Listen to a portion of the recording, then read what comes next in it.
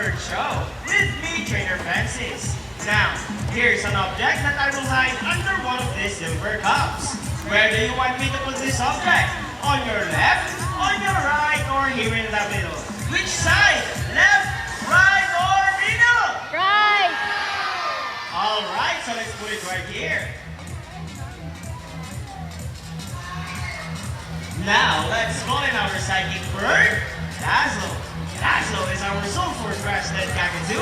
Scientific name is Kakatula calenita. Common inhabitants of open woodlands and forest areas along the east coast of Australia. They are very loud birds and can mimic almost any sound. They typically feed on seeds, nuts, fruits such as durian, papaya, rambutan, and they also love corn. Now guys, do you think Dazzle has the ability to find hidden objects? Well, if yes, then you can do it, Dazzle! Go, Dazzle, find hidden object for us!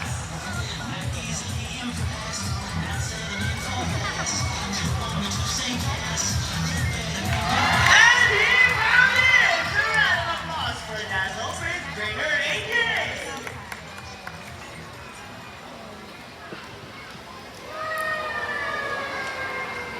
Now, our next featured birds are just like any married couple. Monogamous, meaning they will be partners for a lifetime. Pretty romantic, right? But as any couple will attest their relationship, there will always be battles. Meet Sassy and Rocky, our beautiful pair of green-winged macaws. And today, they will battle it out to see who's the best in a basketball game. But before we start this battle, I will divide you guys into two groups. Where's the girls? All the girls will cheer for Sassy. Come on, girls, let me hear you cheer. Sassy! Sassy! Sassy, sassy. Very good. And how about the boys? All the boys will cheer for Rocky. Come on, boys, let me hear you cheer. Rocky! Rocky! Very well. So, birds ready? Trainers ready? And go! Here comes Rocky. First of all, first one for Rocky. I love my Sassy. Go, Sassy. Second one for Rocky. Is Sassy in for the first ball? Who's gonna win? Rocky wins! What a close game! Trainer Rochelle, what can you say about that? You guys lose this time. Hold it. We want another race. Oh, she wants another race, Trainer JV? Are you sure about that? Do you want Sassy to lose again? This time I guarantee you that Sassy will win. So, what race do you have in mind? I want a ring race. And what is a ring race? The first bird who can grab cleanings into the pole the fastest is the winner. And that is the ring race. So, a ring race it shall be.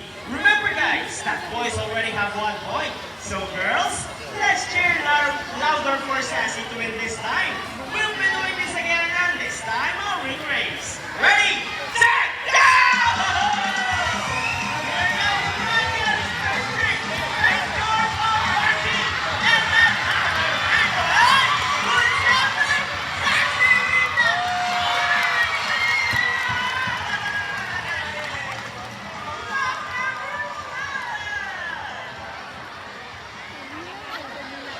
And the winner is Sassy.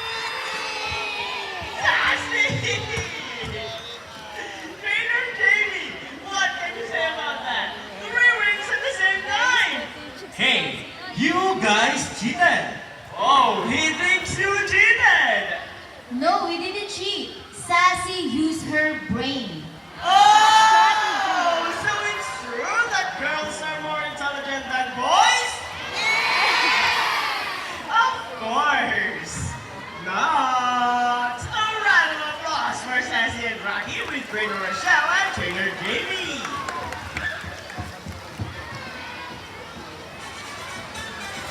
Parrots in particular are known to be intelligent and perceptive.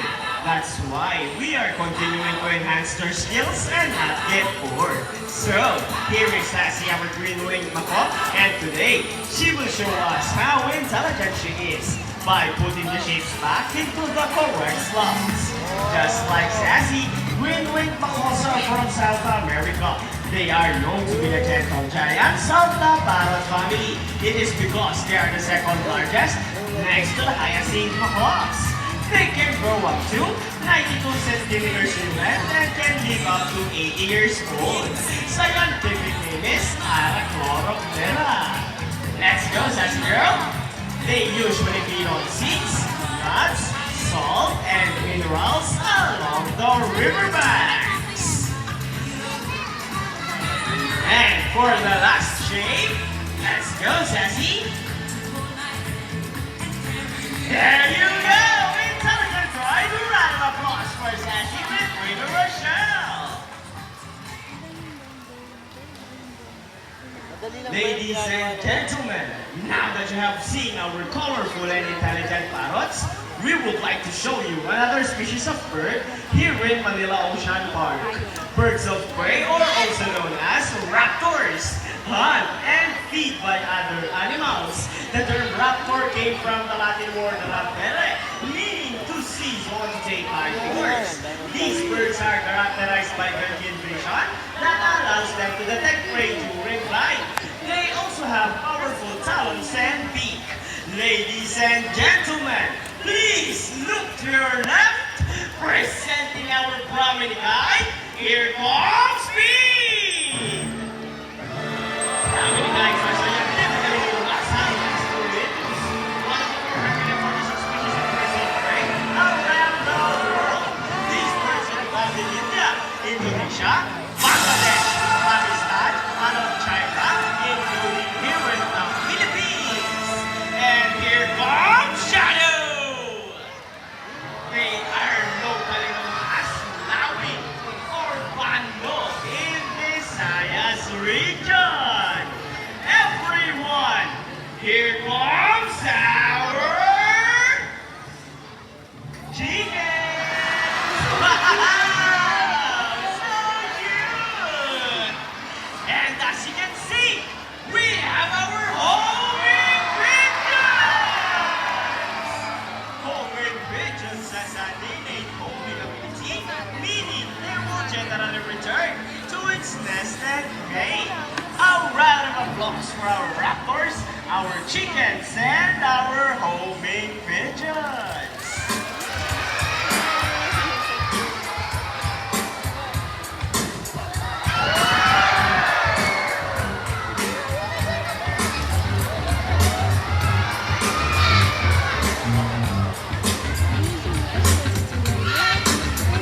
Here in Manila Ocean Park, we believe that here is home.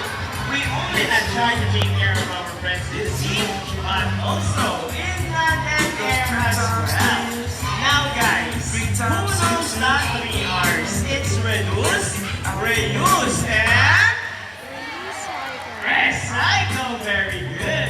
So here comes our lovely birds once again, and they will show us the proper ways to dispose of.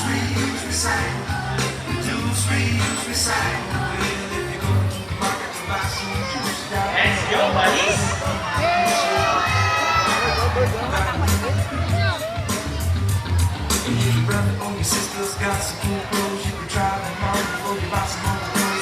Easy, right? So if the birds can do it, so can we.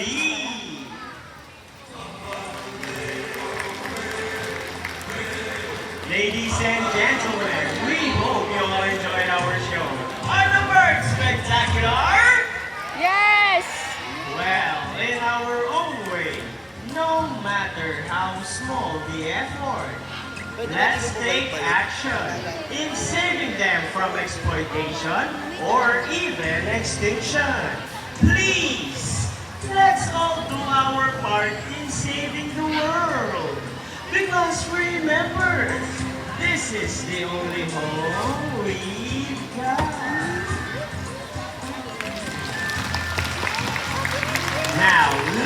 course, and to the birds and the trainers who made this show possible. Trainer Davey with Rocky. Trainer Rochelle with Sassy. Trainer AJ with Speed. Trainer Mikey with Shadow. Trainer Sean and Trainer Albert with the Chickens. Trainer Derek, Trainer Ferdy, and Trainer Vina with the homing pigeons. And once again, I am Trainer Francis. Thank you and goodbye.